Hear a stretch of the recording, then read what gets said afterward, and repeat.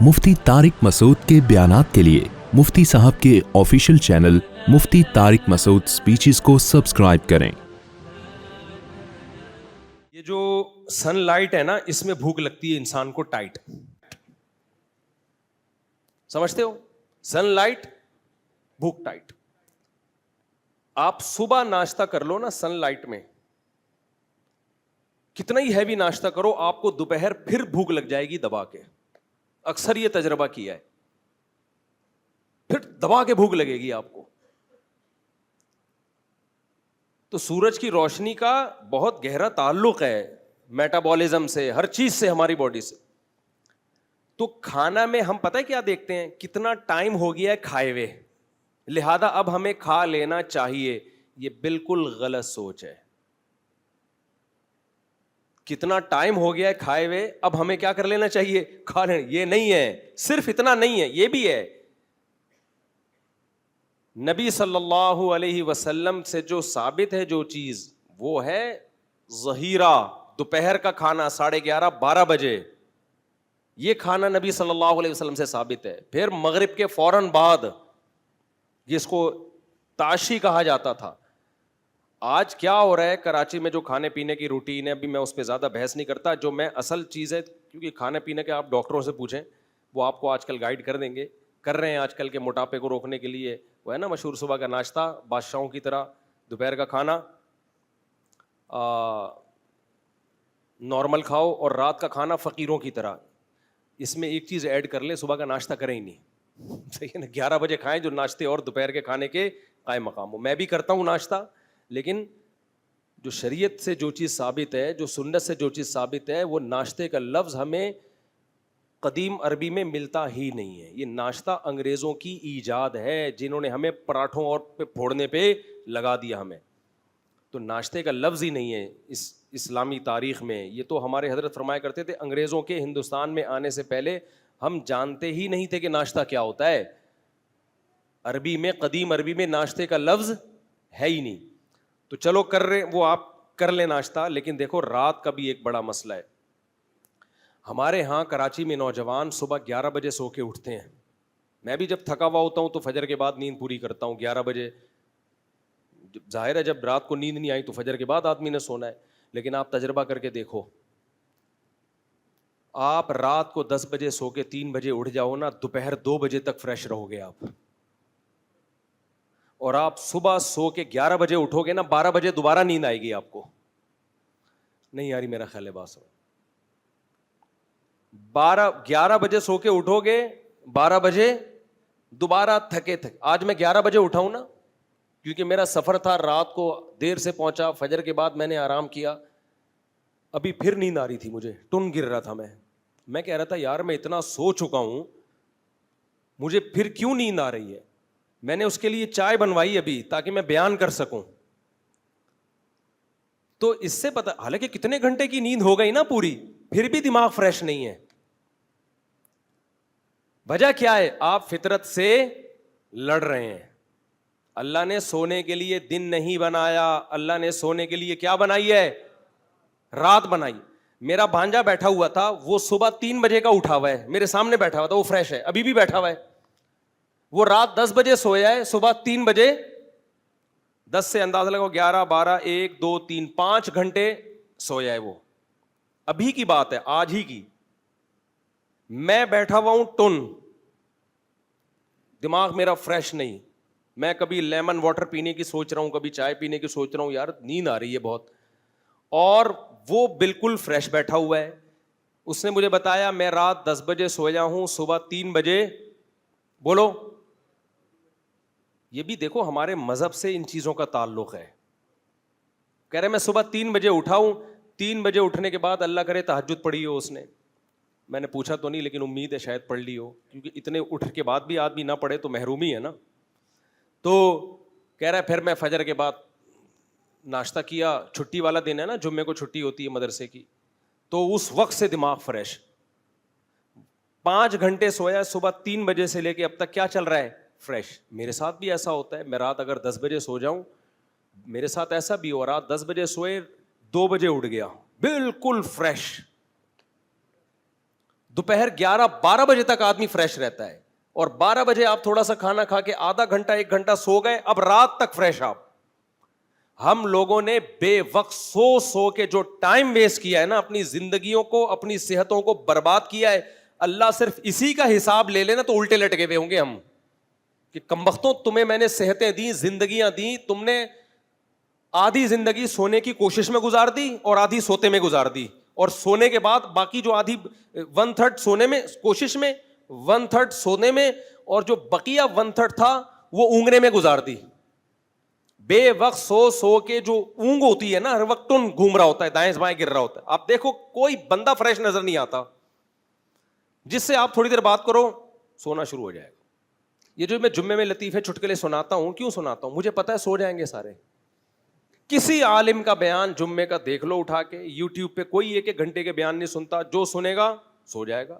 کوئی کام fresh mind کے ساتھ, دماغ کے ساتھ اس قوم میں ہوتا ہی نہیں ہے, اور پھر جاگنے کے لیے چائے, گٹکے, پان, نسوار, اس چیز کا ہم سہارا لیتے ہیں. تو میرے بھائی یہ نیچرل نہیں ہے.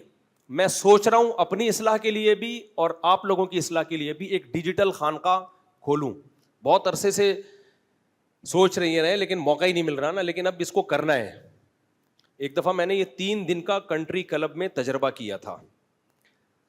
دیکھو ایسی خانقاہیں تو بڑے اکابر بزرگ چلا رہے ہیں جس میں وہ اللہ اللہ سکھاتے ہیں, دنیا کی محبت نکالتے ہیں, اللہ کی محبت ڈالتے ہیں. وہ تو بڑے بزرگ لوگ کر ہی رہے ہیں, ہم تو بہت ہی نالائق لوگ ہیں. یہ بھی ہوگا, لیکن ہماری قوم کا جو سب سے بڑا عذاب ہے نا, خدا یعنی دل چاہتا ہے, اب یہ میم بنا کے لوگ چلا دیتے ہیں, دل چاہتا ہے پکڑ پکڑ کے جوتے مارو ان کو.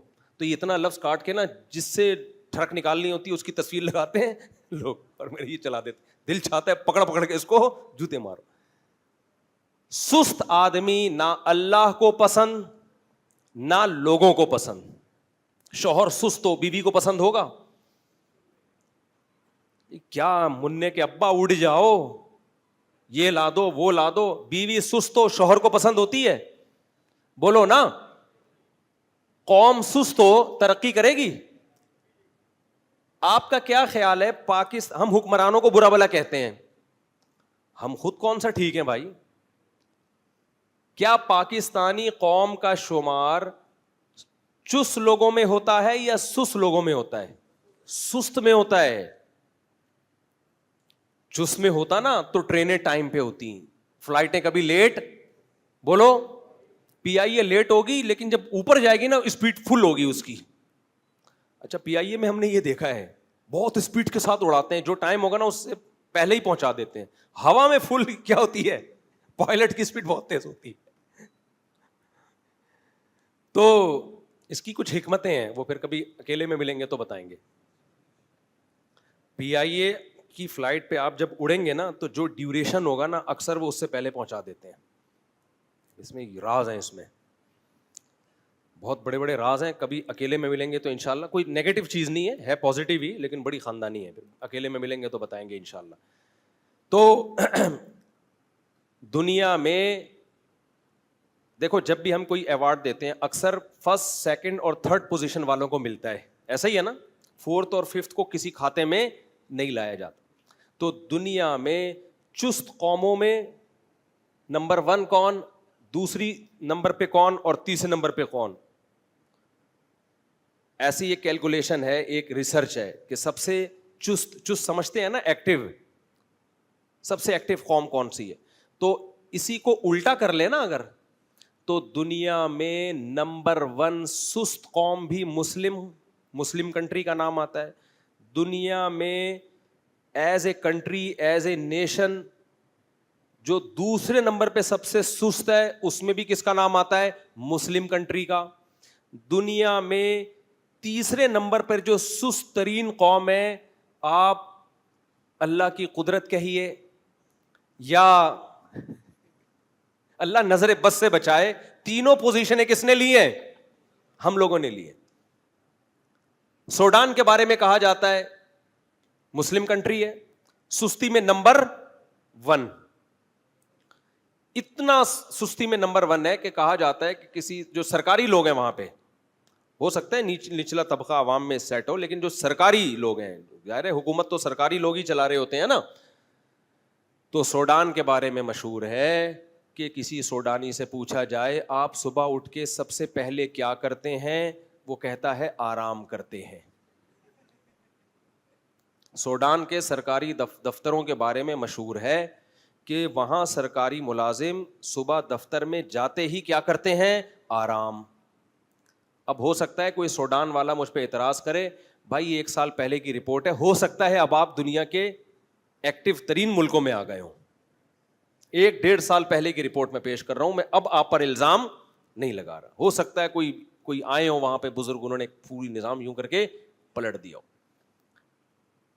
سست ترین لوگوں میں نمبر 1, یہ ہمارے لیے باعث افتخار ہے کہ ہم نمبر 1 میں الحمدللہ نہیں ہے. اللہ نظر بد سے بچائے ہم لوگوں کو.